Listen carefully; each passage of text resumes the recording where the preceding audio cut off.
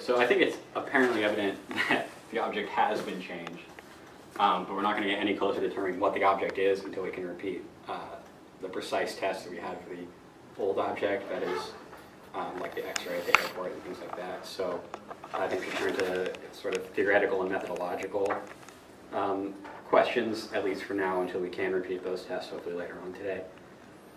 So we're going to address how the three theorists we've looked at the most, Kuhn, Popper, and McIntosh, would accommodate that plain fact that there's been a change in the science. Sort of, if you want to treat the investigation of the old object as the old science and the investigation of this new object as a new science, how that sort of shift would be accommodated by those three theorists. So we're going to go over Popper as falsification, Kuhn as a potential crisis, and McIntosh as a potential degenerative program. Okay, so using Popper's form of good science, we would attempt to falsify our previous theory in an attempt to prove that the object has changed. Our previous theory of some type of coiled rope could be falsified through any new information presented that contradicts that original theory. Moving from there, we would try to come up with a new theory or guess as to what the new object is if it has changed, and then go from there and, of course, attempt to falsify that in the future. So if Kuhn was going to try to accommodate the switch, there's probably two ways you could do it. You could say either it constitutes a crisis and you need to have a revolution, given that you're going to have a lot of anomalies, or he can say there's something about the switch that doesn't jeopardize the paradigm, but will yield different results, obviously. So as we said in Lab Report 3, we called it a crisis.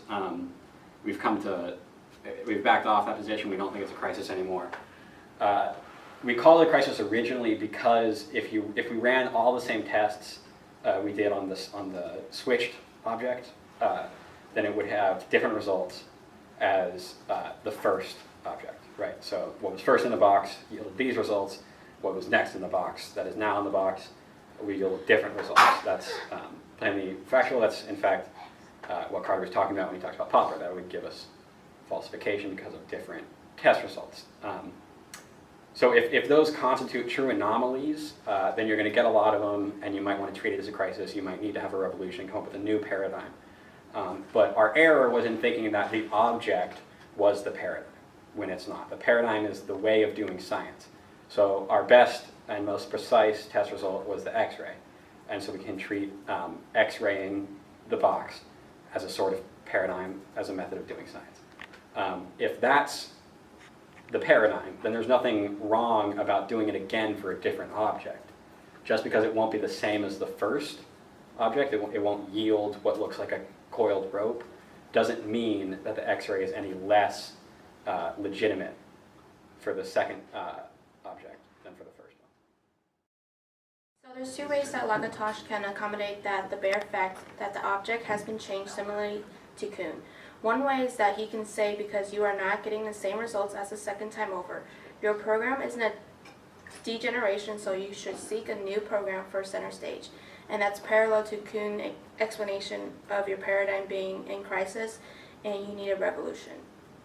The other way is to say that we're misunderstanding the difference in experimental results between the first and second object as an attack on the research program when it's not. McIntosh accommodates this latter idea easily. It's part of the protective belt of the hardcore theory of the X-ray that you can only get the same result when you X-ray the same thing. So there's a lot of ways to move forward at this point. We think we're going to take a sort of Lakatoshian view, but really it's also a Kuhnian view in that our main avenue of to move forward, that is to stick to our old paradigm, to get X-rayed again.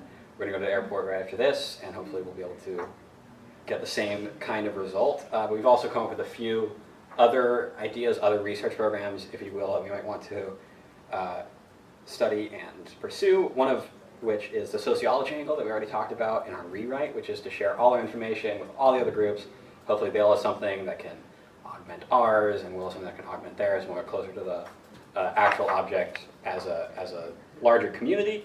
Another way, which we also talked about again in the rewrite, is to pursue the originator of the second object, because they will presumably know what that object is. And if they can tell us, then that would be great, simple, easy. So that's another research program. And the other one is to appeal to the masses. We kind of just have this idea, Brock, specifically about how we'll get maybe like a few or an array of objects inside boxes, and we'll have just members of the public, you know, whoever wants to give it a shake, literally, to guess at what's in the boxes, one of which will be the actual box. And we're going to sort of weight their answers for the people who get the other objects right or closest to right, their answer to the box that we're interested in. We'll weigh that answer as sort of the most important one. So the people who are best at guessing what's in other boxes, we presume, will be the best at guessing what's in this box. So those are the research programs we're pursuing. And if that's all we have to say, I guess it's off there.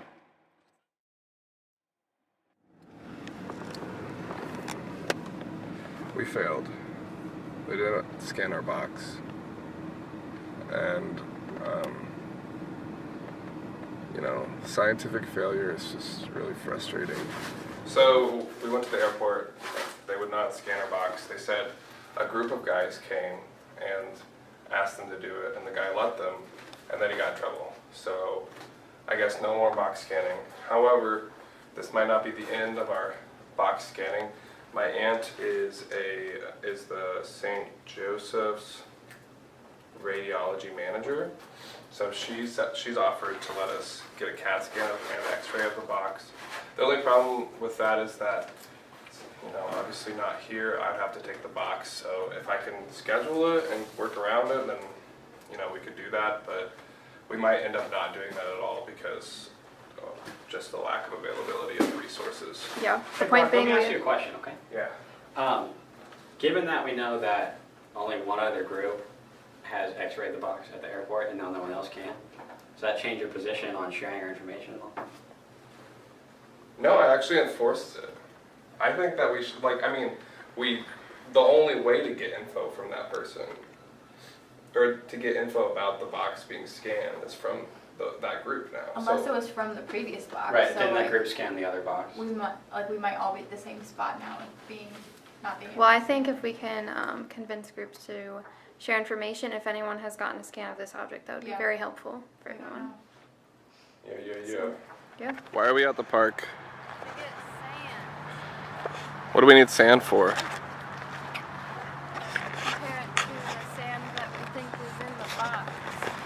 Hannah, it looks like the fence is closed. Yet another failure of science. I think you're gonna have to.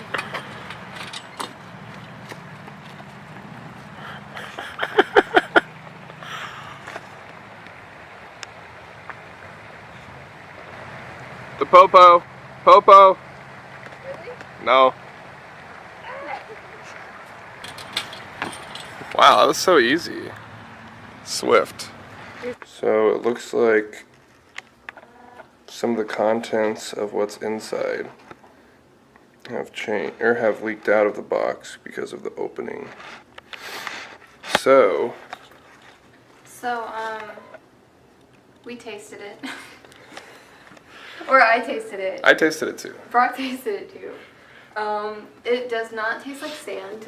I know what sand tastes like because Yeah, why? I tasted sand Okay. because I'm from Miami and I tasted sand. And it's not sand. So that's something to think about. Well, why did you bring up sand? Well, because it looks kind of like sand, like it's very small. And we went to Stevens Lake and legally got this sand. Legally.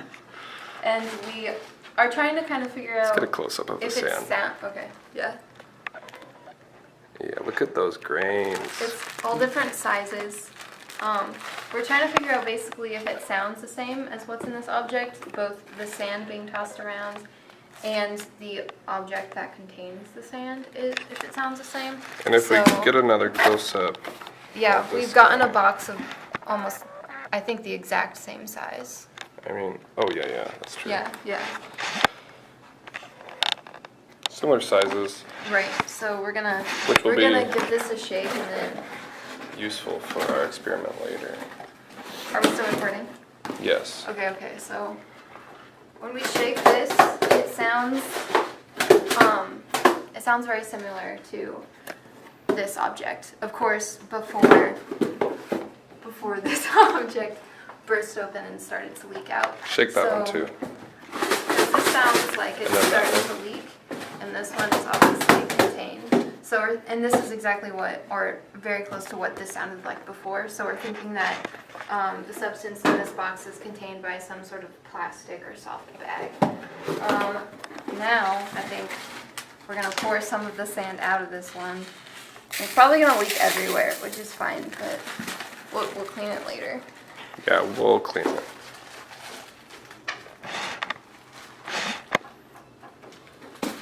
Alright.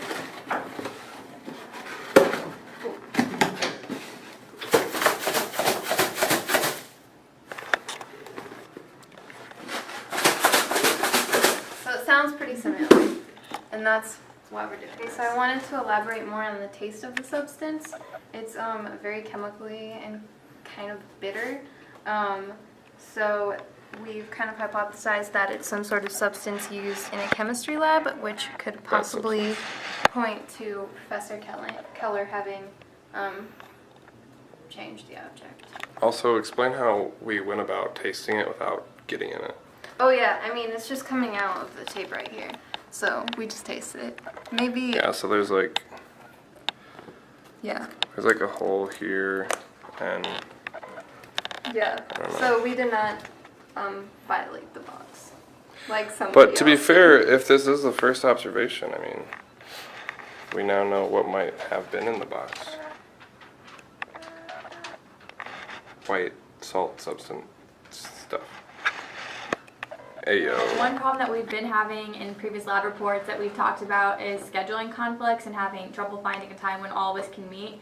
So we decided to have like a set time where we'd like set aside that time, which is 5 to 7 on Tuesdays, to meet in our group. So we always know that we're all available. We can all meet and work on whatever we need to work on for the box. So that should fix that problem.